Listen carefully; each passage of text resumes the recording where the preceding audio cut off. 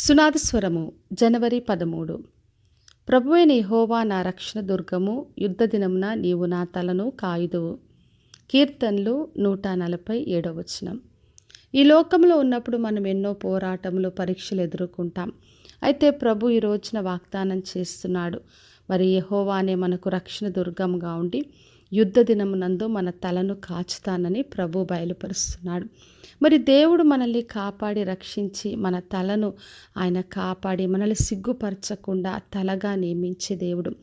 మొదటి సమూయేలు గ్రంథం 17వ అధ్యాయంలో చదివినప్పుడు దావీదు గొలియాతు పైనకి యుద్ధమునకు వెళ్తున్నప్పుడు సౌలు అన్నాడు, నీవు బాలుడవు, నీవు యుద్ధాభ్యాసం చేసిన వాడవు కావని యుద్ధ వస్త్రాలు ఇచ్చాడు. దావీదు వాటిని ధరించాడు, కానీ అవి అలవాటు లేనందున వాటిని తీసివేసి మరి ఆయన 5 రాళ్ళు తీసుకొని వెళ్ళాడు.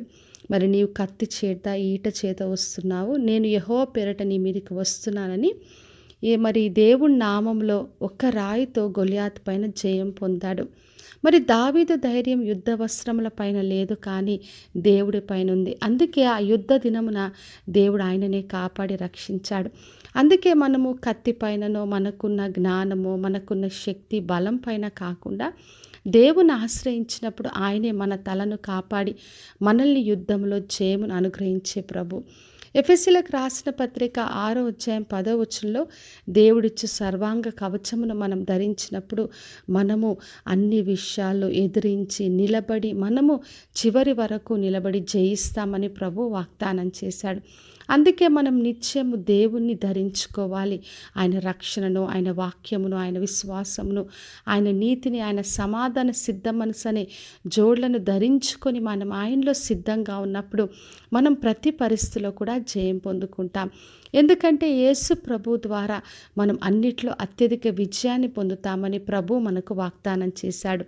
కాబట్టి నా ప్రియ సహోదరి సహోదర, ఈ రోజున ఎటువంటి పరీక్ష అయినా, అది ఆత్మీయ పోరాటములైనా, ఈ లోక సంబంధమైన పరీక్షలైనా, ఎగ్జామ్స్ అయినా, ఉన్నవి ఏ పోరాటమైనా కూడా మన దేవుడు వాగ్దానం చేస్తున్నాడు. యుద్ధ దినమున మన తలను కాపాడి రక్షిస్తా అని చెప్తున్నాడు.